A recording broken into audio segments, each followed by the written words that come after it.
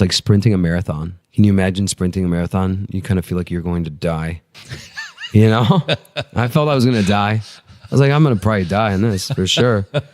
Yeah, fuck it. It's like, oh, I didn't know that they broke up in the middle of the shoot, and that's why I couldn't get so-and-so to show up on time anymore. And you're like, oh, okay. And like producers have to handle that shit because like they have to shield you from it because you just can't know. There was so much shit happening, I think, behind the scenes on mine that I had blinders on. Like I was like one of those like, you know, those horses in Central Park. It was just like, just keep walking forward.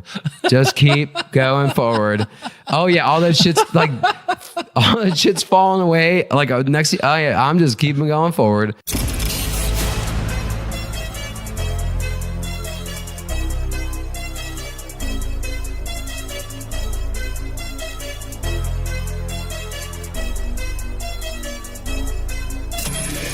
This is the Maverick Show, where you'll meet today's most interesting real estate investors, entrepreneurs, and world travelers, and learn the strategies and tactics they use to succeed. And now, here's your host, Matt Bowles.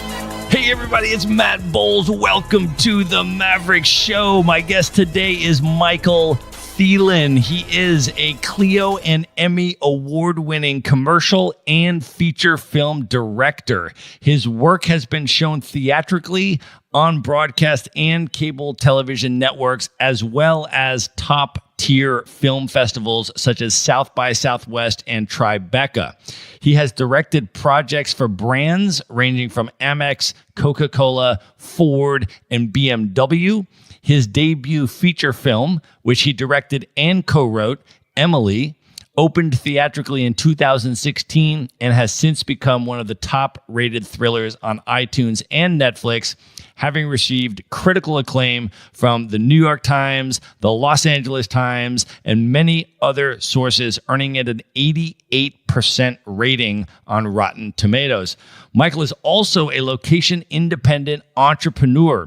He is the founder and owner of MTP, a film and television production consulting firm, which has overseen the production of over 50 original shows and 20 films for Google, as well as producing content for Universal, Warner, and Fox. His team has overseen the production of Google's premium streaming content that is currently competing with Netflix and Amazon. He has scaled his company to a team of over 20 people, and he can run his business and manage his team completely remotely while traveling the world, which he has done quite prolifically. He's been to at least 20 countries, and we are now in Lisbon, Portugal, recording this interview in person today. Michael, welcome to the show. Thanks, Matt. So good to have you here, my man. You and I have hung out in a few different countries over the last couple weeks. We were on the Nomad cruise together. We hit the Canary Islands. We had a day in Casablanca, Morocco. And we're now hanging out in Lisbon, Portugal. Just to set the scene, we have opened a beautiful bottle of Portuguese red wine from the Douro Valley, which we're going to be drinking through during this episode. So cheers to you, my man. Cheers, brother. Yeah. Good to be here. Let's start off with just sort of your background to give folks a sense of where you grew up and how you initially got interested in the creative side of film, commercials, that whole thing. How did that come about for you? Yeah, I grew up right outside Chicago and then moved into the city in high school, and just spending my younger years always with those big hunky VHS camcorders, right? You remember those? So I'd always make, like, I would say an old school version of those SNL parody commercials or SNL digital shorts before that was even a thing. They for sure were not as good, but I mean, it didn't matter to us. We just had a blast doing it, and we would do it as much as we could. And then kind of reality sets in, and I got to go to school and college and get a job and all that. So that kind of endeavor kind of faded in terms of, you know, going to a prep school. They kind of want you to go to a good college, and you go to a good college, and they want you to probably do finance, which also was interesting, but it just, at the end of the day, it looks like it wasn't my actual calling, but it was stuff that really helps me till this day. So yeah, I got away from it for a little bit, but it was good to dive back in at the right time. And yeah, I'm just glad that I did make the move when I did. And so you're talking about like when you were a kid, you're talking about those giant camcorders that we used to have and like hold on our shoulder and walk around filming stuff on VHS tapes. Yeah, exactly. And you wouldn't be editing as a 6-year-old, so you'd have to record, stop, and then turn around and then record, stop, like just all based off the visual memory or like copying stuff that you see on TV. It was fun. Yeah. That's awesome. I feel like as kids, like we're really, we put our creative energies out there and we get passionate about stuff. And then a lot of times, as you said, real life, quote unquote, sort of sets in. And then there's all these kind of social obligations and, expectations and things like that. But you were also actually legitimately interested in the finance and trading and that kind of stuff side of things, right? In terms of your choice to go in that professional direction? Yeah, no, exactly. I think I wanted to trade since I was in high school. Every father that I knew, it's a predominantly male field, that was doing it at the school I went to. They were just, their hours were great. It was like 8 to 3 and they were always home like when we got home, and they were really cool guys, and they always were able to, afford nice things in terms of going like to trips, and they travel a lot. So I was always fascinated about the other side in terms of like seeing other families that have benefited from trading. And so ultimately, I thought that was something I wanted to pursue other than going the kind of standard finance route that a lot of the friends did, which they're doing really well too in terms of consulting or iBanking. It's just the trading end always seemed more fascinating to me. And what was that environment like? And maybe set the scene a little bit in terms of the years that you're talking about that you went in, what you were trading, where you were working, and give us a glimpse into what was that environment like? Yeah, so you kind of had to know someone in order to get into the CBOE floor. So it's the Chicago Board of Options Exchange. I was actually a market maker, for a period of time, but you have to clerk for about a year or so first, and you have to know someone just to even clerk, and then you're someone's bitch. Like you are literally beck and call of the market makers. I mean, we were hazed like no other. At certain points, it was tough to take, but it's not an easy business. And it is a business, and it is the real world. This wasn't like hazing in college. This was like they wanted you to know how hard this was going to be, and that mentally, you got to stay strong. Shit's going to hit the fan. You're going to lose a lot of money, probably before you're going to make a lot. So they really hazed all of us. And I thought, to me, it worked in terms of getting us ready to actually start trading. And the floor itself is literally like I would say it's very similar to a sports locker room in terms of there's a lot of joking around, a lot of pranks, because again, there's a lot of downtime. Like not every single moment has you, buy, sell. It's not like that kind of hyper fast environment. Now it is sometimes, and when it is, there's nothing like that. You get chills, almost like you got to have it on autopilot because you have to think so fast, and that means you have to have prepped so well beforehand because you have no idea when the storm's going to hit. You typically know at the beginning of the day and the end of the day might be a little busier, but you don't know if someone's going to come in with a massive order that you have to take down. And so just always being hyper aware of your surroundings, and the environment itself was filled with a bunch of practical jokers that were honestly, half of them seemed like they could be stand-up comedians. They were so funny. So it made actual work life enjoyable, in terms of just going in every day, knowing that you're going to hang out with some friends that are all competing for the same thing you are, but yet you got to go about it your own way.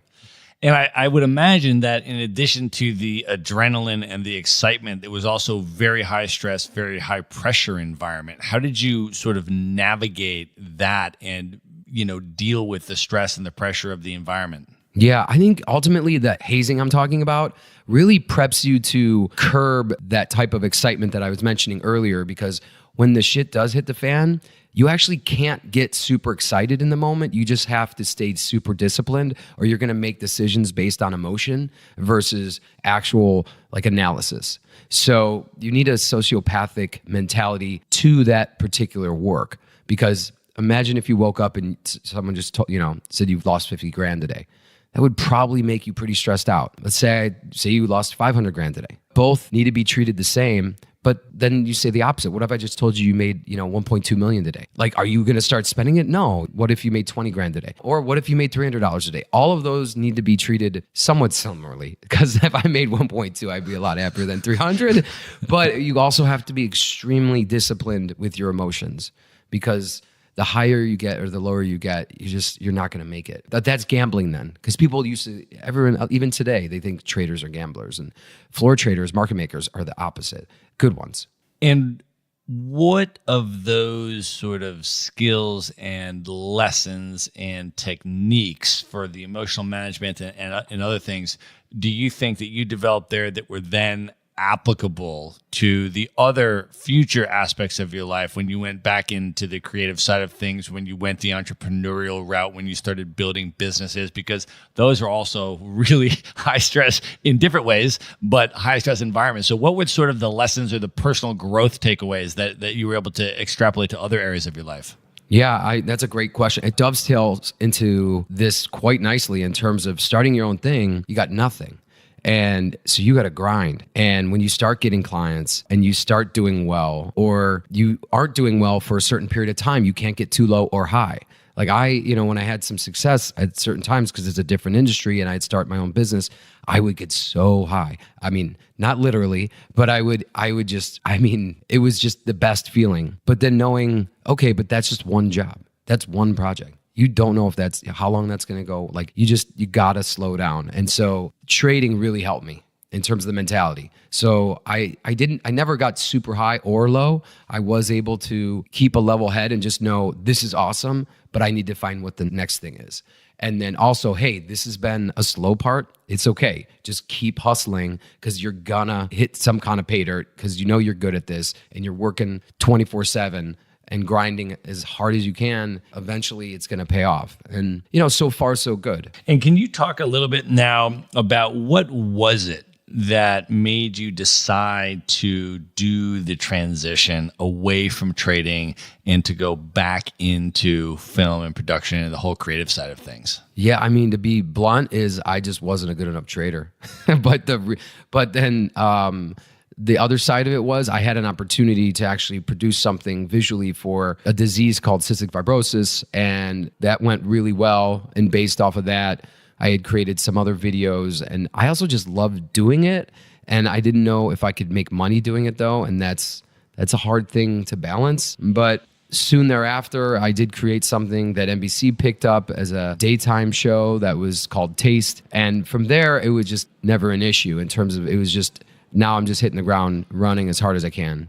So what were the just step-by-step in terms of the transition process? Because I feel like there's a lot of people that are in a job, right? And they're doing it and maybe it's okay and maybe they're making decent money at it, but it's not where they're really called to be or they're not passionate about it. They think they'd like to do something else. They're more passionate about something else and they want to take a different path. They want to pivot. They want to transition. For you, when you transitioned from trading back into the video production thing, what was that process like for you? In terms of when you felt that you wanted to go that route, what were you doing? How were you transitioning? At the same time you were working at your job, were you doing stuff on the side? What was the actual transition process like for you? Yeah, so I was trading and I made that video and it did well and that was great. I realized though that trading world was not going to be long for me. And I don't think that was the right fit in terms of I'm not like a quant. I do think I'm somewhat smart, but I'm not as smart as like the MIT and Stanford guys next to me. I also kind of knew it was all going to end up upstairs and most of those smart guys are working as hedge fund, either traders, consultants, or owners of their own. So that's great. And I'm sure they're doing well. The rest of us would have been just left to the side. And if I was there 20 years earlier, that's a different story. So I kind of saw that as the writing on the wall and the fact that I was able to do a project that not only made me happy, but seemed to be well received. I went all in. Essentially, there was a bit of an overlap, but I essentially was kind of unemployed for a whole year on unemployment. So, it wasn't like I was, again, we all like to condense time in interviews, but it was a grind. I grinded for a whole year. And ever since then too, even this last trip, I was still working. I actually have never taken a full vacation. So I want people to listen to this and say, if you do your own thing, don't ever plan on taking a vacation. That's the other thing. You could take days off, but I still, in 14 years now, I probably haven't taken a day off. Like I'm still thinking about it, even on a Saturday, Sunday, or even on a trip that, Matt and I met on. And so that's one thing people should take away is, oh, how do you do this? So then you can have all this time to travel the world and everything's great. It's like, yeah, but in the back of your mind, when you have a company and it's successful, you're always thinking about it. Literally. I grinded for a while and I had nothing and I was living on unemployment as long as I could. And I just kept my head down and every single day was just trying to to come up with ways of creating content that mattered. And when I finally was able to do this presentation pilot, NBC bought it. But I mean, that was after a long period of time of doing and thinking nothing about that. People say luck, it's opportunity meets skill. And I just happened to have the right skill set that met, the eyeballs of someone over at NBC, and they bought it. And it was a small little show about food and wine that was great. I cut my teeth from a documentary standpoint, and I learned a lot. I also learned how to manage. Essentially, we were show running this thing at 24.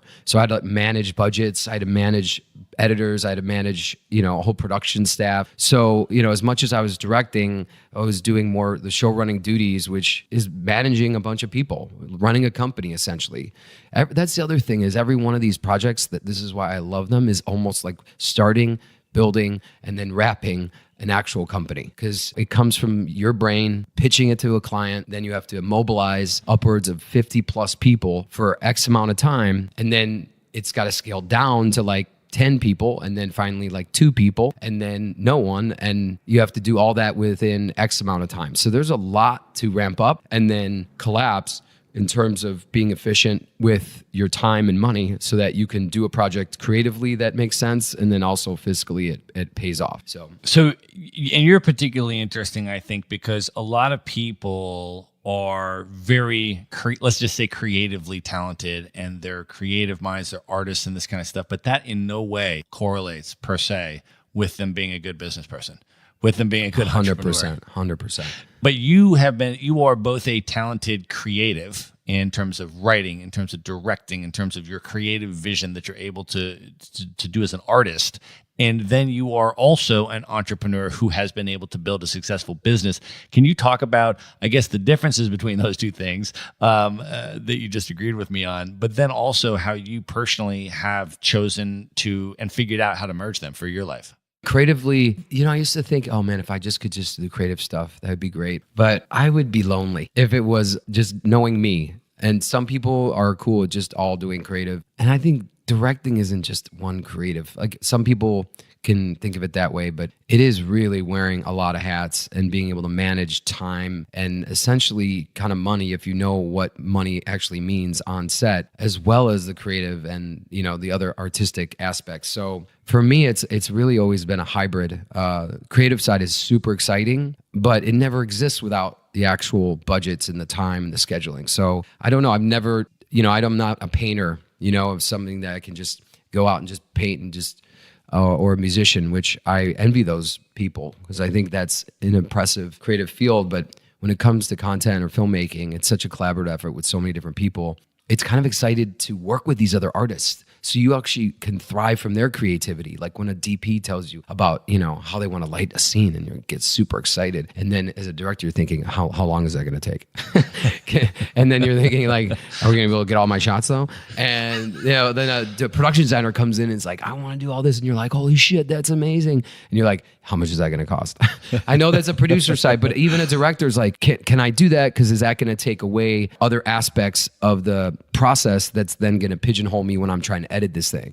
And it's like, well, you really wanted that waterfall. And it's like, oh yeah, I guess I did. But that then left you a day short of this. So I always kind of approach this hybridly. Like I think, at least the way I direct things, it's from a hybrid standpoint. I'm always thinking about time. But at the same time, it's so exciting to come up with creative and think about the psychology of these characters that even if it's a commercial, there's still character there, And I want to talk, I know you've done super low budget stuff and you've also done obviously high budget studio stuff.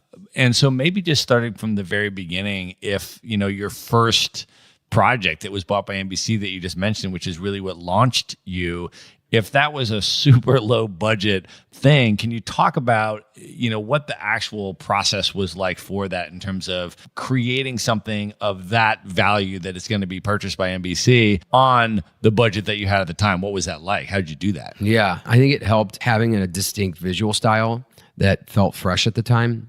I think everyone does this now. I'm not saying I originated it by any means. I ripped off Tony Scott left and right.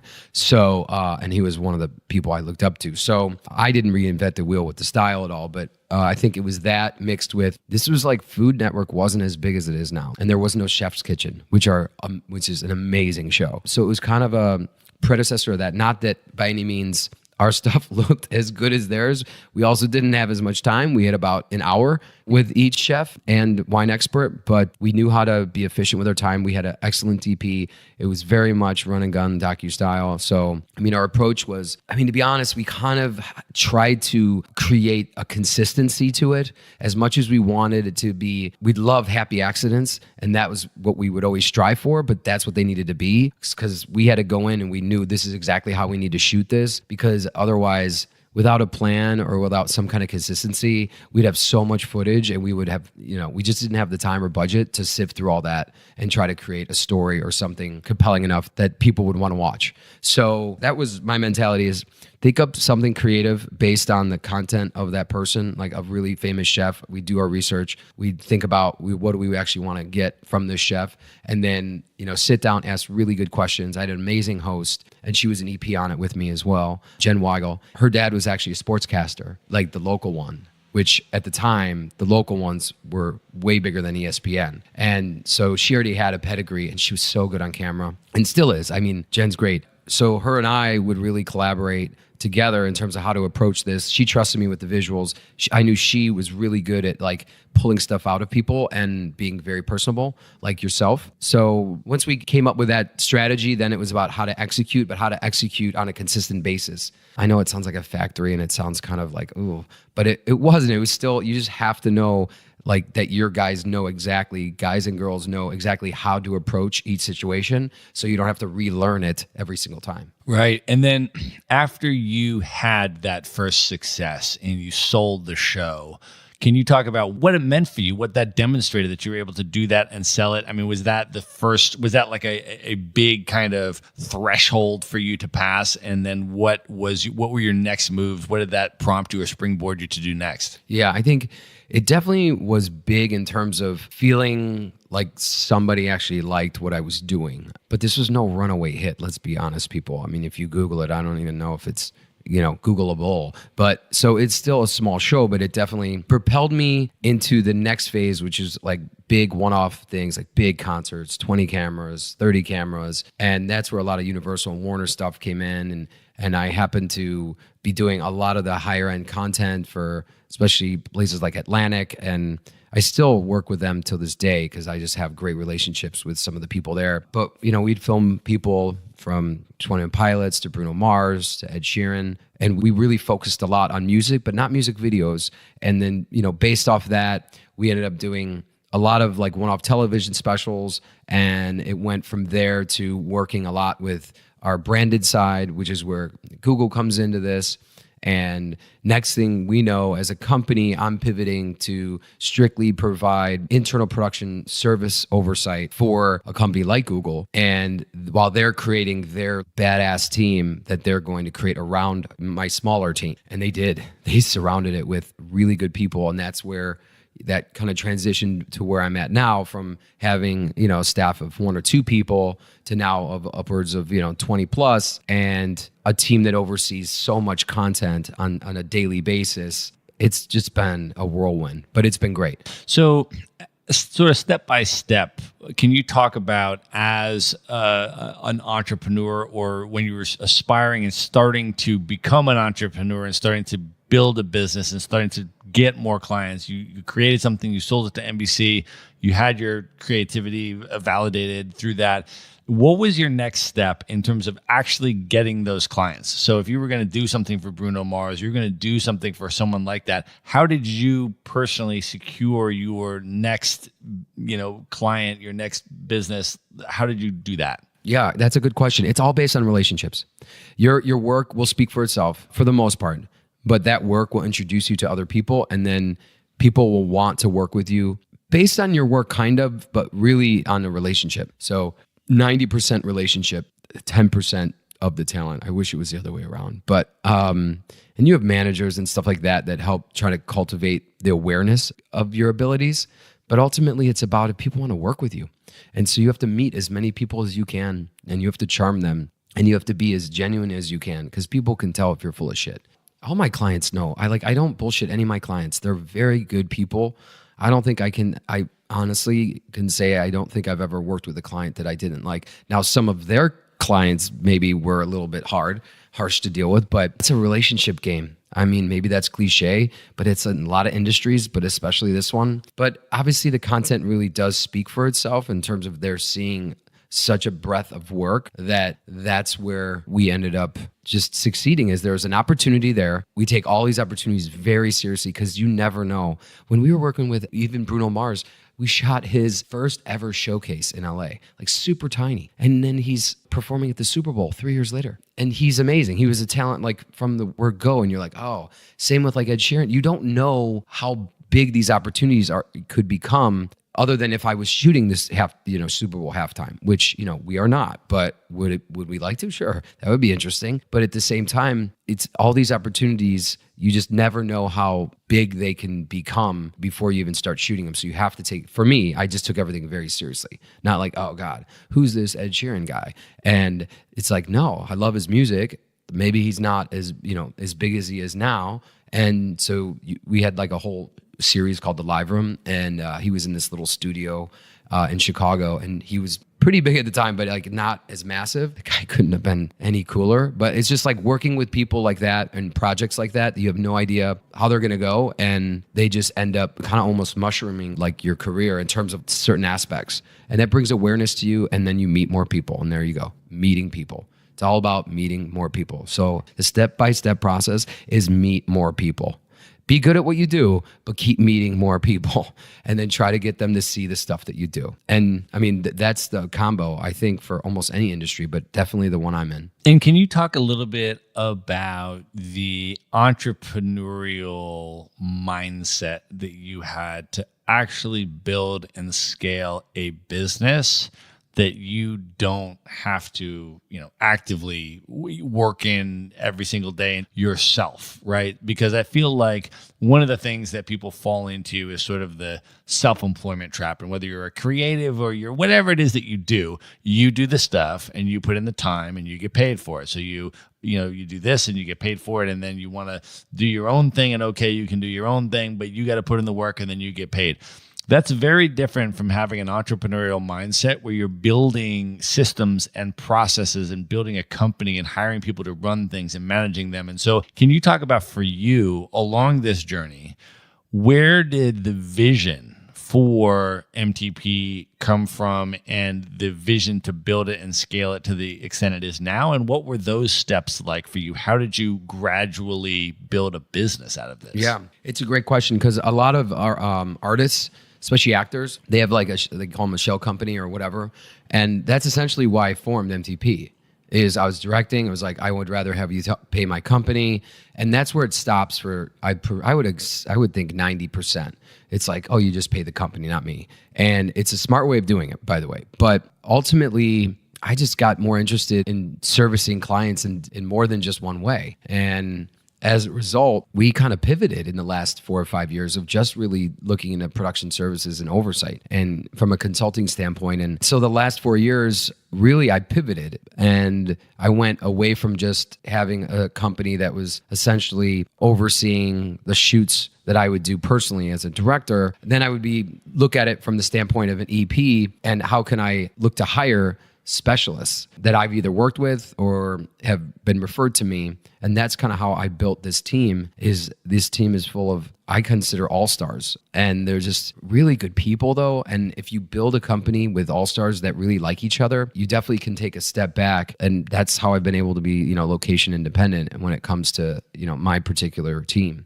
And what was the process for beginning that, though, right? Like, you're solo at the very beginning of this thing. You're a creative, you're a director, you want to start doing stuff, you want to start putting a show together, putting content value together. And then when you start building the business, what is your first hire? What is your second hire? Right. How do you go about the actual business building process? It's all about necessity. So what I saw is there's a necessity for the client to have a certain... They asked for a team. They didn't know how big or what the team was supposed to be. And so I built it out of necessity, and it was based on professionals that had already done it. And what I mean by done it is they were coming from the other side. My team is essentially a bunch of production executives, and I only hired, though, from people in the production world. And I typically still do. And then the client insulated my team with amazing leadership and people with just thoughtful ideas. And they're also just really nice people. Like the actual leaders that Google put in place. I think that's a big reflection of my team, is that we reflect the leadership that, Google has put in place.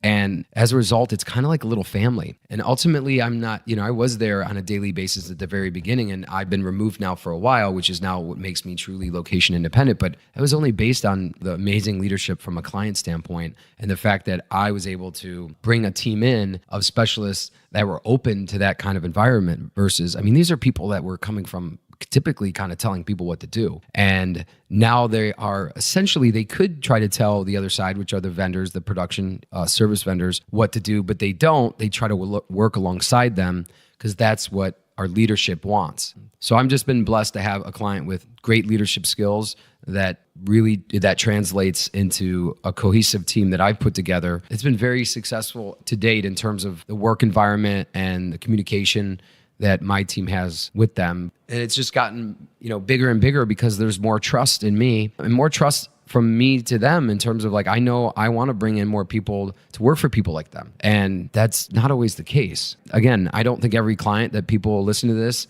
are going to fall into the same category as Google, because Google hires really smartly, but they did, and they continue to do that. And they treat my team members like they're a fellow Googler.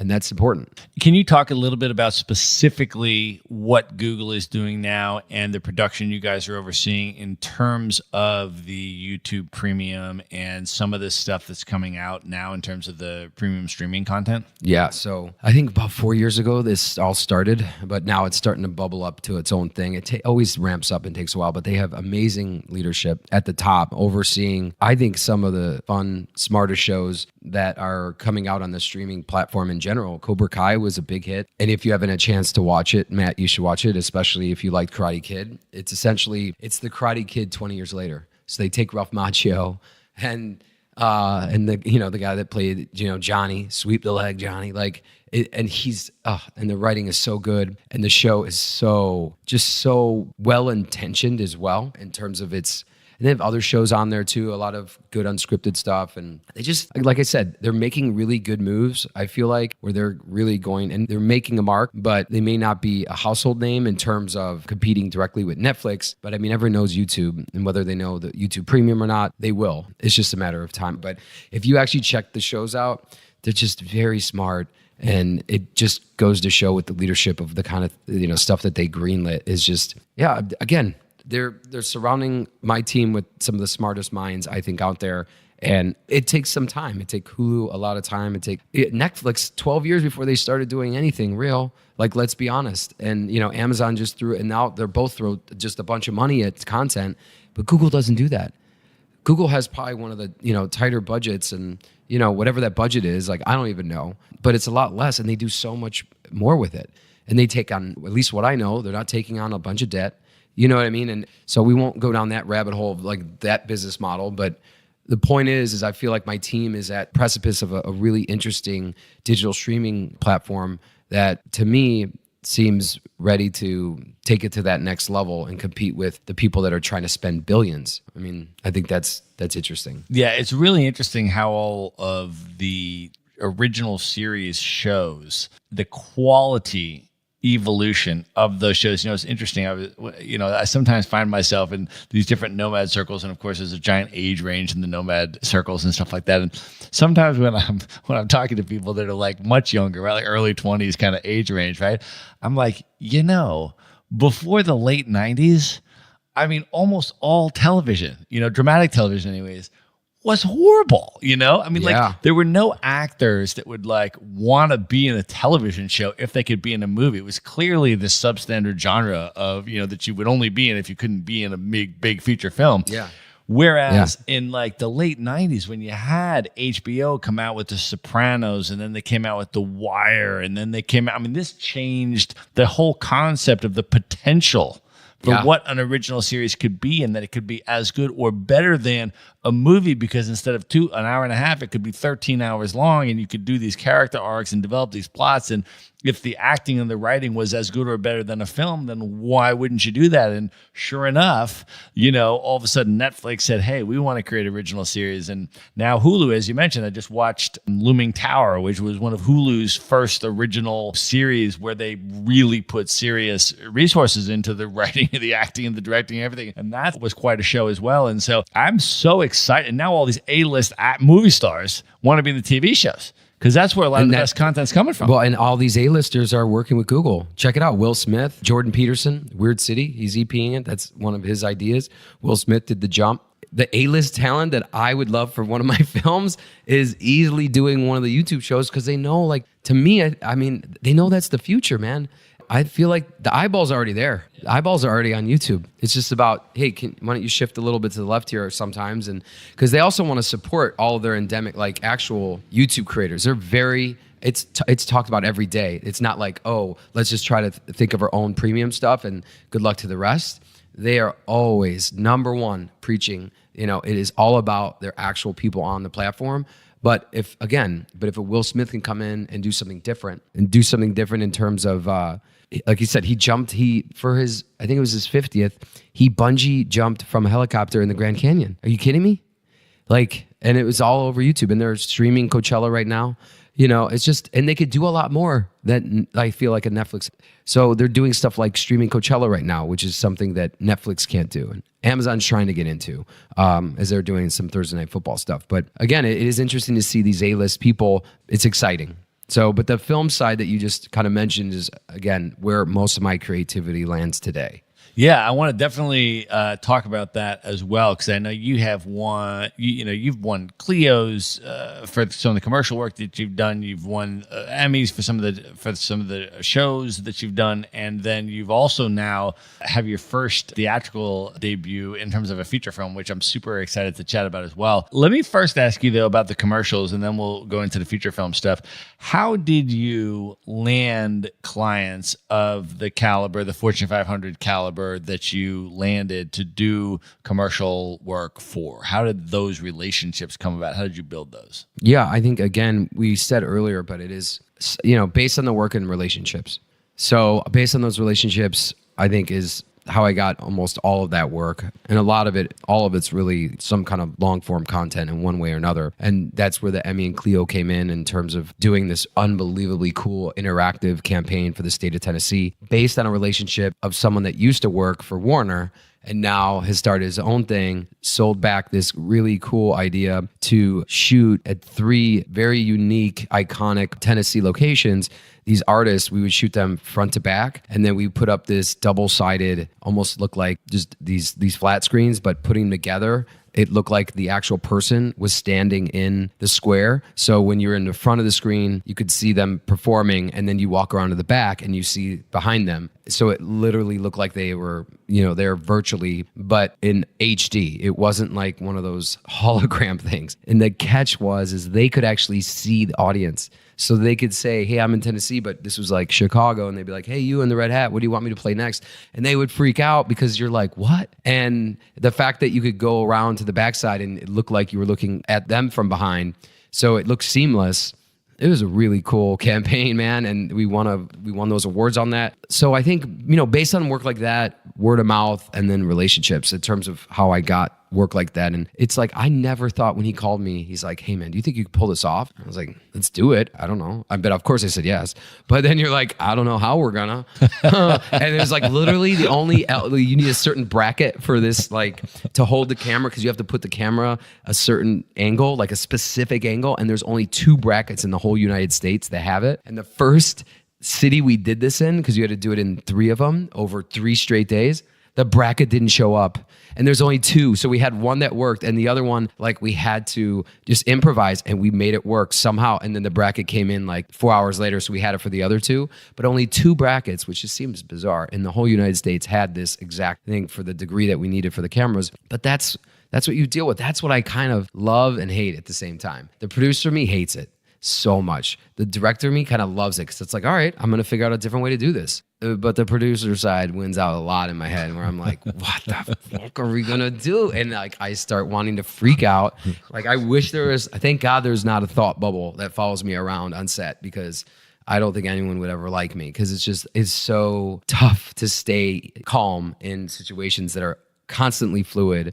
And that goes back to my trading days, I think, is you gotta stay the course, but you also have to you're a leader out there. So people will reflect your energy. So if it's negative energy you put out, it's negative energy you're going to get back in. And I'm not really into like too much of that kind of speak, but I do believe in energies. And I do believe that you have to stay calm as a leader, and you also have to hard worker. I feel like if you're lazy as a leader, then everyone else thinks you can be lazy too. So that's kind of my philosophy on, at least the short answer of my philosophy on set. Can you now talk about your film, Emily? I'm super excited to get into this because this was your theatrical debut. You co-wrote and directed the film, released in theaters, super, super popular now on Netflix, on iTunes. People can watch it anywhere, and has gotten incredible critical acclaim from all the top sources, and is currently sitting as an 88% positive critical reviews on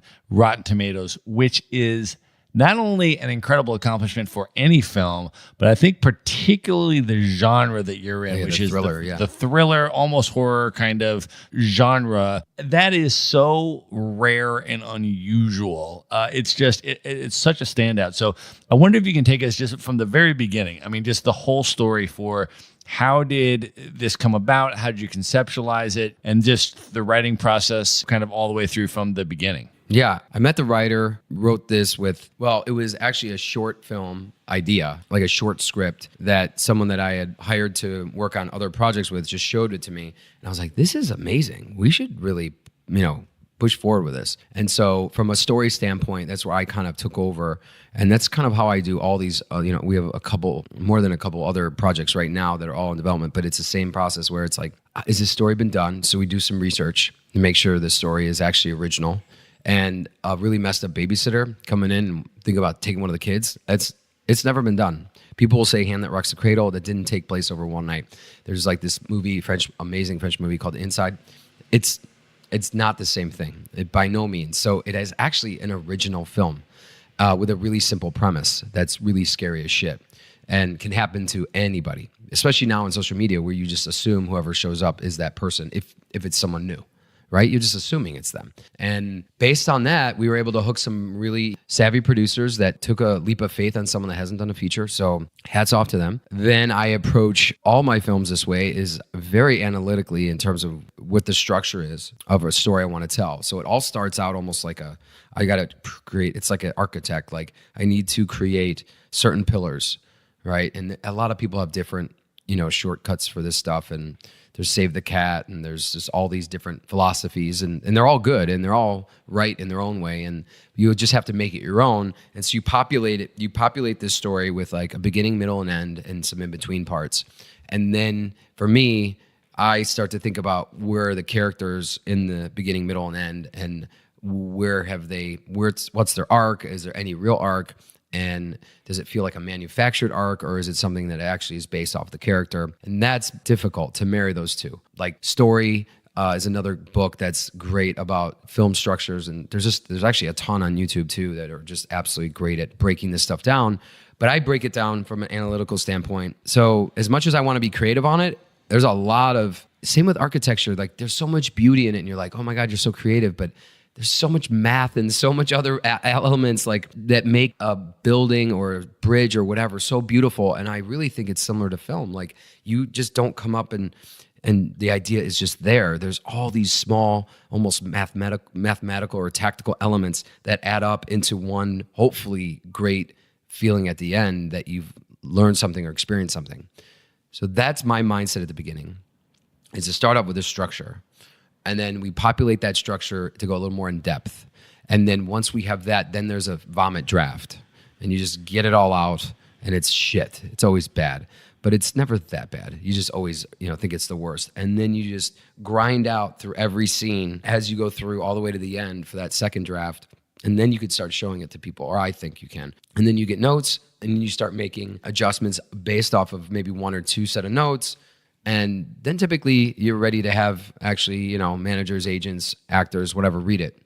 And then you have to have producers that have faith in it, will find funding for it. When it comes to a feature standpoint, I'm purely a director at this point. I'd like to produce certain things, if I could get behind it, but all the stuff we're developing for the most part, is me as a director and a writer. But I also like working with writers. I fancy myself definitely more of a director that would like to produce bigger projects, but I write out of necessity. I think what makes a project interesting for me is that it has the nuts and bolts and characters and or arcs, one of the three, hopefully maybe two of the three. You never get 3 out of 3. Like Spielberg barely gets 3 out of 3, So the top tier director is always going to get the best scripts. And so sometimes then we have to go in and kind of rewrite from scratch, or at least from page one, and collaborating with either the writer or just taking it on yourself, but taking the same approach. I always get right in. I break down either the current script or a new script and go through the whole process again. For me, it's just a means to telling a story that I want to tell as a director, because I feel like it's something that people will enjoy. I don't get too esoteric with my content because I want to watch stuff that I love, and I love a lot of different things. I even like some of the more esoteric like movies, but I don't think that's ever really going to be my style. I want someone to kind of feel what my characters are feeling. So if they're feeling what my characters are feeling, which is uncomfortable or awkward, all the things that I feel on a daily basis, then I think I did my job as a filmmaker. And ultimately I've got a really dark, sensibility. So hence Emily. Yeah. It's not the most family friendly movie ever. That's for sure. Can you talk a little bit about your writing process? So once you select a project that you're super excited about and you're going to write or co-write or substantially revise a script, and that's the mode that you're in, how do you go about that writing process? And also just in terms of your workday structure. I mean, is this something that you will just like binge on and totally immerse yourself and put your other work to the side while you're doing that? Or do you kind of like have like just certain blocks of each day where you do it periodically? What is your writing process? How do you write a great script? So I think the process of starting a new project, especially when obviously it has to start on the page, it all boiled down to me, what's the hook? What's the character? Like, what about the characters are unique or interesting or relatable or something that's going to make it worthwhile for me to try to tell their story? Because if I have no idea what these characters are or what they're trying to be or say, like, I just don't, maybe that's not the right project for me. But then I also want there to be a hook to the overall story. I actually like stories that have some kind of hook to it. I mean, again, there's other filmmakers that are able to do kind of meandering films that somehow land somewhere and connect with people in an audience. And I think that's amazing. I kind of like something that has some of a hook that will keep you going, that has stakes. That's the other thing I look for is where are the stakes? What's important? Why do we care? Why are we watching this? Do we want to turn it off after 5 minutes because you haven't really established any kind of characters? So, I mean, Get Out's a great example of just the characters in it are so rich and you just want to keep watching. And I don't even think what the true stakes are until, deep in the movie, but because he's created such great characters and it turned out to be an amazing film. So I think the same philosophy in terms of what are the characters about, what are the stakes, how do I structure this in a way that makes sense to me and that I come out with an end result that feels satisfying. And then I fill in the blanks, and then like I said, I do a vomit draft and a second draft and then notes draft, and then I start showing it to more people wide. But in terms of like how I structure my day around it, I never dive so deep into something where that's all I'm doing the whole day. I mean, it'll get a couple hours in a day, but then I have other things to do. And ultimately, those other things also inform probably some of these characters because I'm doing other things that I'm interacting with different types of people and potential character aspects of these people that could make it into the film. Someone I'm talking on the phone of customer service could all of a sudden be like, oh, that person said this or that kind of would make sense for this character. Like whatever it is, it's small.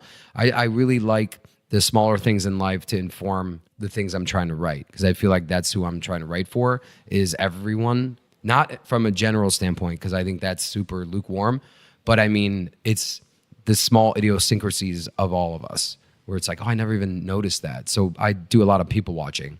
So in other words, I'm kind of a creeper without actually being a creeper. But I look a lot at a lot of things and I just wear a lot of sunglasses so people can't see my eyes. So there's a lot of things that go into a film. And I feel like sometimes there can be a really good script, but it's not maybe cast properly, or it's not directed properly, or it's not edited properly, or whatever it is, and it doesn't come out well. Or there's great actors in the movie and they attach incredible talent to it, but the script or the story is not good. It seems to me that movies fail for so many different reasons, and that to actually get a movie released that just succeeds on every level and is able to get that 88%, on the tomato meter is just so rare. It's so unique. So when you look back on the whole process, you look at the writing, you look at the directing, you look at the whole, the casting and the production and the acting and everything. I mean, can you talk just about how you were able to put all of those pieces together? Because it just seems like there's so many components to making an amazing film, and if one of them fails, like, the whole film can fail. Yeah, I think very well said, and I think extremely true. And that's why it's always super impressive to me that anyone can make a film, because there's all those elements. So you think, oh, I got Brad Pitt in my film, it's going to be great. I mean, not every film that he does is great. Or Quentin Tarantino is going to direct this film, and it's his writing. And I mean, a lot of people think all of his films are great. I don't think all of them are, but he's extremely talented, and he gets A-list people. And I just don't think every single one of his films is, as good as other ones that he's done. So that's a very wise observation from someone that isn't doing this. So all I can do from my standpoint is just do the best at each thing that I can. Like, make sure I hire the best cinematographer that I can, and the best production designer, and get the best words on the script, and do some sort of rehearsal and try to get the best actors that I can. And then you just got to make a film, and nothing ever is going to be bulletproof. So I know they try to make all these tentpole movies essentially bulletproof, because I feel like a lot of them, seem to be kind of a producer's baby than anything. But I'm sure, the directors do a lot without a doubt. I know they do. I just am saying there always seems to be a common trait, which is the same producers, different directors, same producers. And then the movies kind of feel somewhat the same. Recently, they've been, changing up and taking some like comedic directors, and I thought it's been effective. And Guardian of the Galaxy and Thor are good examples of that, where the directors are like inherently really smart about like timing and comedy, and not just action. But it's like jumping without parachute, and you just got to hope there's something down there that's going to break the fall. Because if you knew that you had the parachute and it was going to go down exactly like that, then it probably wouldn't be as exciting. But you just never know. I wish I could tell you. Even on the short form stuff, it's like a microcosm of it, but it's very similar. You do have a little more control, and there's not as much as in terms of a film, so it comes out typically somewhat the same. But a film, you just got to ride the wave of what you've created and just stick to your guns. And hopefully you have producers that want to make the same movie as you, and you can trust them, and they come out the other end, and you end up with a movie that you kind of thought you were going to make. But yeah, there's no answer to that. It's just, there's so many, and it's not if one thing fails, because actually there's a bazillion things that are going to fail on a movie. So it's not, that failed or that failed.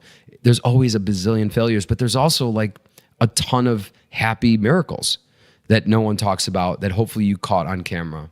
So yeah, I think it's balancing all of that and then getting to the end, and then that's what you have. I don't think that's the scary thing about making film, is you never know if it's really going to be as good as you are thinking it's going to be in your head. Can you talk a little bit about productivity tactics and how you structure your work days? You do a lot of stuff. I mean, we just talked about the creative stuff you're doing, you're writing, you're directing, you're on set, you're doing all of that. You're also building relationships with clients or maintaining relationships with clients. You're managing a team, you're running a business, you're doing a lot of stuff. Can you talk about how you structure your workday, optimize your productivity? Do you have morning routines? Do you have, things like that? What does your day look like to do everything that you do?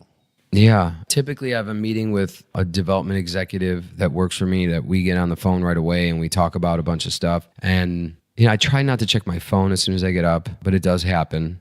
And I try to actually get some workout in the morning going. That makes me kind of feel, I try to get up early enough where I can get a workout going, especially if I'm on East Coast, because my West Coast clients then won't really be affected. And that way I just feel healthy and more aware of what I need to do. And then I dive into the actual work, which again goes in spurts, an hour here, an hour there. Unless it's, and then there are some days where you can't get a workout in because you're like, oh, I'm going to start this. And it literally is nonstop, whether it's the phone, emails, or focusing on certain things about the business or a script that you just can't get away from. You just didn't even realize, and next thing you know, it's 8:00 at night. And I'm not a big night owl worker. I don't work at night. I don't work like till 4 a.m. or 2 a.m. or any of that. Like I'm not productive then. So I've never done it. I'm productive in the mornings. And, after a good workout or something like that, I'm very productive. And I think those things drive me, like being healthy so that then I can make informed decisions on projects and then trying to execute on those projects and then trying to find some downtime, like some good downtime, whether it's meeting with friends or having a glass of wine or whatever it is to kind of wind down the day and then going back at it the next day. But the other thing is there's no Saturdays and Sundays for me. I do the same thing on Saturday, Sundays that I do on Monday, Tuesday. Yeah. So I'm not like TGIF.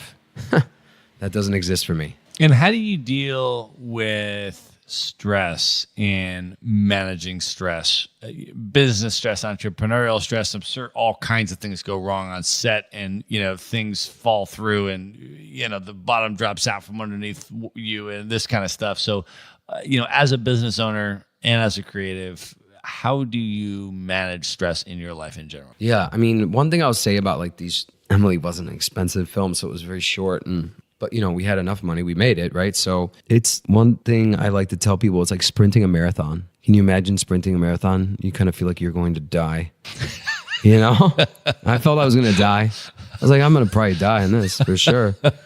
Yeah, fuck it. Like, let's just keep going because as long as we get it in the can, maybe just resuscitate me near the end. But no, it was like literally all stress out of 10 the whole way. Like, Again, it's my first film, so like hopefully the future films would be a little bit more at an 8. But I think ultimately there's multiple reasons that was the case, and it's not always that way. But whatever, that's what you deal with. Like you can't. And the other thing that's great, and I think this is good to hear, either other filmmakers or people listening or watching other films, is that no one gives you a film and says, yeah, but remember day 3, we didn't have that kid for that long. And so we weren't able to get that shot. Like, no, you just give them the film and they watch the film. There's no asterisk on a scene, Like, remember when like there was nothing going right that day and like fucking like the electricity didn't work? Like no one gives a fuck.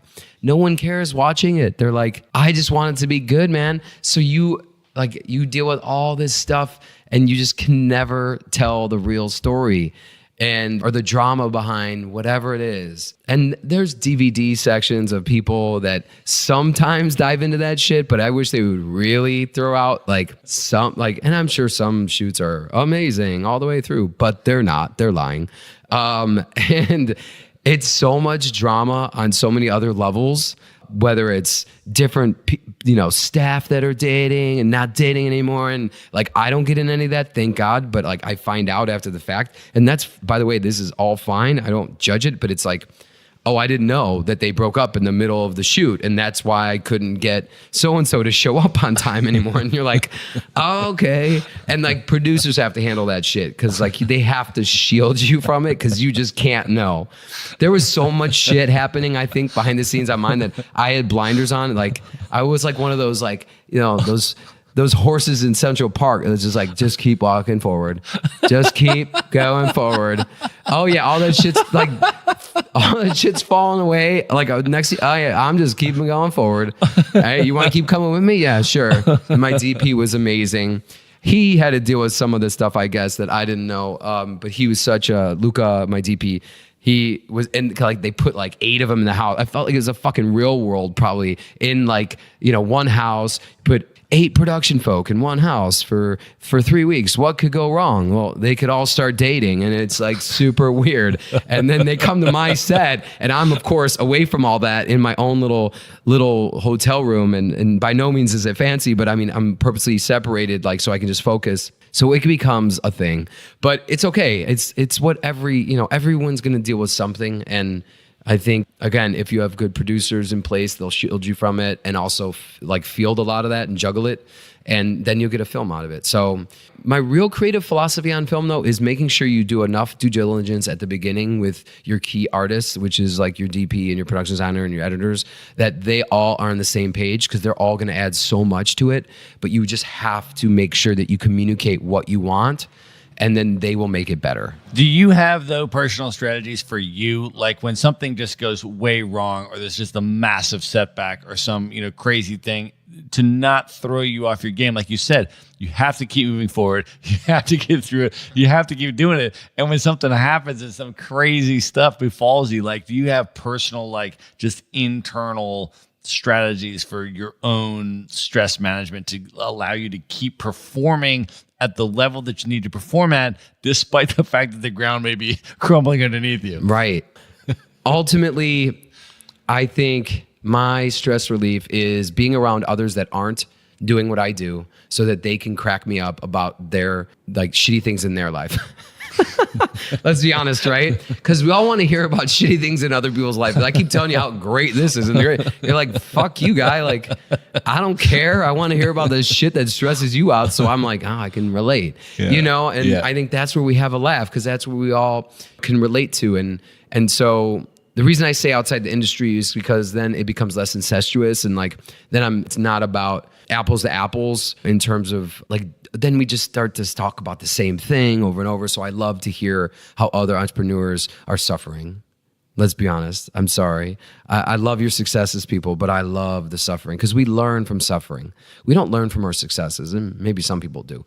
I don't. I learn from all of my failures or potential failures, and actually doing these 20 plus camera shoots where we have one take to capture the best Paramore show ever, 21 Pilots or whatever we're doing, massive bands, and you get one take at it. I don't get a take two.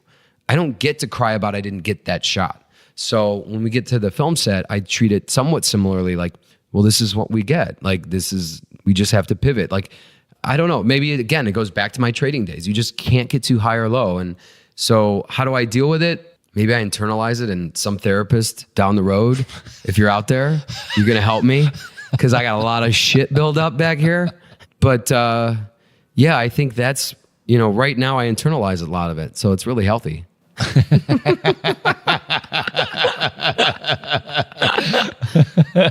right. I want to circle back to some of the tactical kind of entrepreneurial questions in terms of how you built your team and built your company in a way that you don't actively have to, participate in it on a daily basis. Yeah. Can you talk about that process? Yeah. I think ultimately that process only starts from a shit ton of work.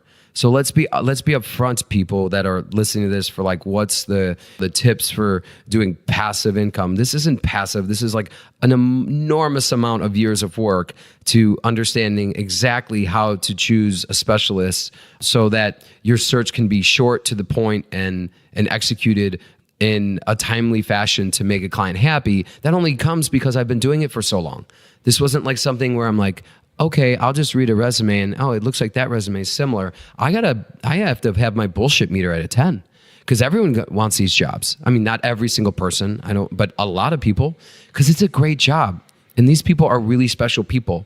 But so I sift through, referrals and resumes, and I have, HR team that helps too. And then when it finally gets to me, it's kind of one of the final stages. And then I normally like to see them either in person or virtually. And I want to just know, is this person for real? I can see someone's resume and talk to them and know exactly what part of that resume is real and what's not, literally in 30 seconds. And for a lot of people, it's real, but honestly, it's 50-50. I'll say that, actually. And I don't mean that they're lying. I just mean that it's them trying to put out a persona that's less than what I need. I need the real deal. And then when I find the real deal, that's exciting, but I also have to make sure, do I like this person? Because is my team going to like them? You could be amazing, but if you're a pain in the ass, I don't know if that's a great fit for my team. We're not a huge team. So then I call it a culture fit. And it's and the other thing is diversity. Diversity is very important to me. I have to interview people that are diverse. Men, female, all kinds of different races.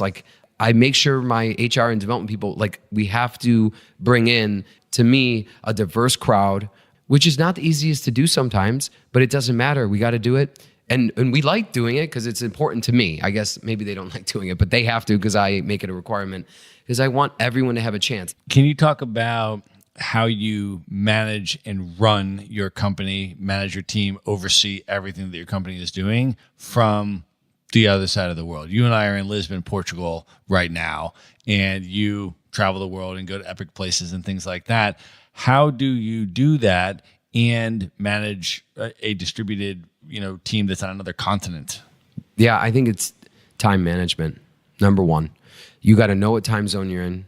You got to have a right-hand person too, that's stateside if you're running your stuff in the States, or you need somebody that's your right-hand person in the actual area of where you're doing your, if it's going to be as, 20 plus person, you got to have a local, I call them they're almost like fixers.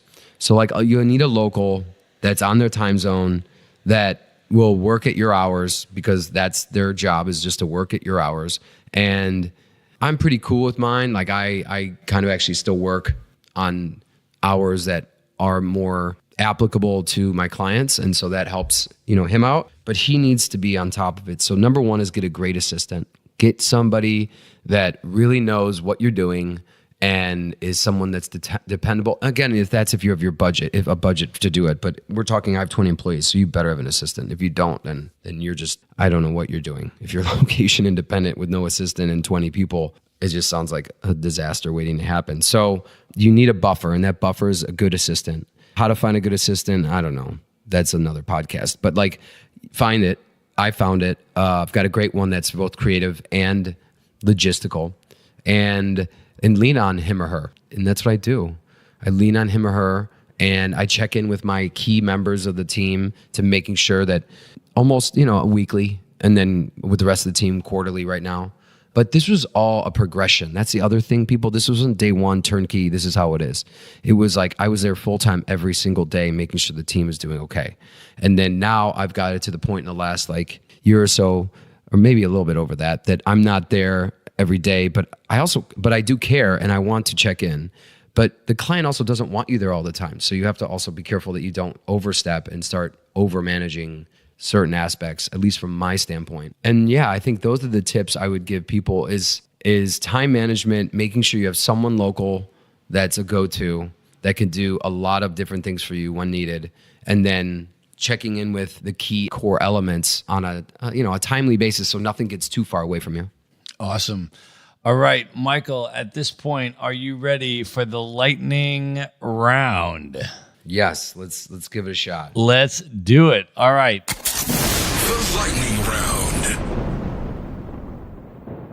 First question, what is one book that you would recommend that has perhaps influenced you over the years that you'd recommend people check out? Yeah, I would say Jordan Peterson, probably Dr. Jordan Peterson, I should probably call him. 12 Rules for Life has really been the most impactful book recently for me. I think all of his stuff actually is very impactful from a manager standpoint, not just from a life standpoint. He's really taught me, not personally, by the way, just by researching him and listening to him. But 12 Rules for Life from Dr. Jordan Peterson has probably been the most influential thing on me from both personal but also a professional standpoint. Awesome.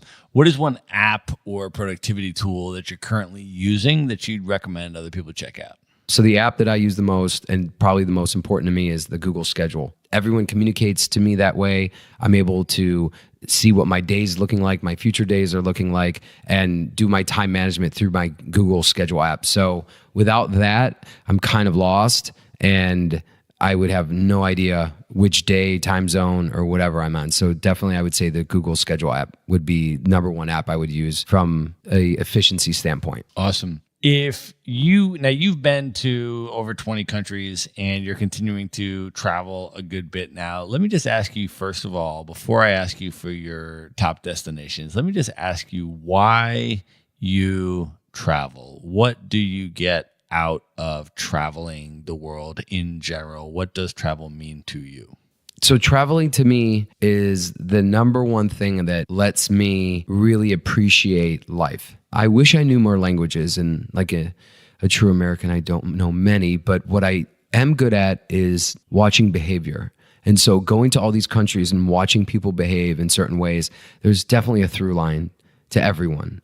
I don't care if you're American or you're from Portugal or from Brazil or Australian. You're definitely unique in certain aspects, but there's a similarity there too. And so I am a culture freak. I love just immersing myself in a certain culture to hear their comedy, the way they speak, the way they fight, the way they do a lot of things, especially from an emotional standpoint. And again, I think there's similarities to everyone, but ultimately travel allows me to feel like I'm actually telling a story that's accurate. That's awesome. What would be your top 3 favorite travel destinations that you've ever been to? The top 3 travel destinations that I've ever been to would be Fiji, Australia, and I would say this Lisbon. Lisbon has been very impressive. I liked Australia because I loved the mentality that the East Coast had when I was traveling, and just I loved the comedy in terms of like the way that their culture handled certain things. And then Lisbon is just, it feels like it's Paris 20 years ago, or Copenhagen 10 years ago. It's like it's on the cusp of something big. And then Fiji was just really relaxing and chill and got a lot of things going on there that I found very relaxing. So it was one of my more relaxing places. Awesome. So I now want to ask you about your bucket list travel destinations that are at the tippy top of your list you'd most like to be most excited about seeing. What are your top 3 bucket list travel destinations you have never been to? Asia is probably bucket list in terms of where in Asia. I'm not sure yet. I think there's probably a lot of places, but I haven't really explored it at all. So I'm very open-minded to places that I should go there. And I would love to explore the Greek islands. I've heard amazing things about that. And I would say the third thing would be, I think Dubai sounds pretty amazing. I've never been in just that area. I mean, whether it's all manufactured from scratch, that's kind of crazy. So I'd love to see what it looks like. Awesome. Michael. Well, it's been incredible having you on the show, my man. I want you to tell folks how they can get a hold of you and follow you on social media and learn more about the incredible projects that you're up to, see your film, everything. Yeah, you could check out Emily on Netflix now. I think they are giving it another run. Emily is Emelie. Even if you loved it or hated it, just hashtag it and make a comment on Twitter. I love reading that. And I would say that's pretty much it. There's michaelthielen.com, and you can always reach me via that, or at least somebody that will get the email and send it to me, as long as it's a nice one. And if you don't like the stuff that, you see, keep it to yourself. It's all good. Awesome. Love it. Michael, thank you so much for being here, my man. It has been a pleasure. All right. See ya. Thanks, Matt. Good night, everybody. Be sure to visit the show notes page at themaverickshow.com for direct links to all the books, people, and resources mentioned in this episode. You'll find all that and much more at themaverickshow.com. Learn how Maverick Investor Group can help you buy cash flowing rental properties in the best U.S. real estate markets, regardless of where you live. Schedule a free phone consult today at themaverickshow.com/consult. Now you can buy rental properties with tenants and local property management in place, so you don't have to be a landlord or a rehabber. To get your questions answered and discuss how Maverick Investor Group can help you meet your real estate investing goals, schedule your free phone consult today at themaverickshow.com/consult. If you like podcasts, you will love audiobooks, and you can get your first one for free at themaverickshow.com/audiobook. Whether you want the latest best-selling novels or books on investing, business, or travel, try your first audiobook for free at themaverickshow.com/audiobook.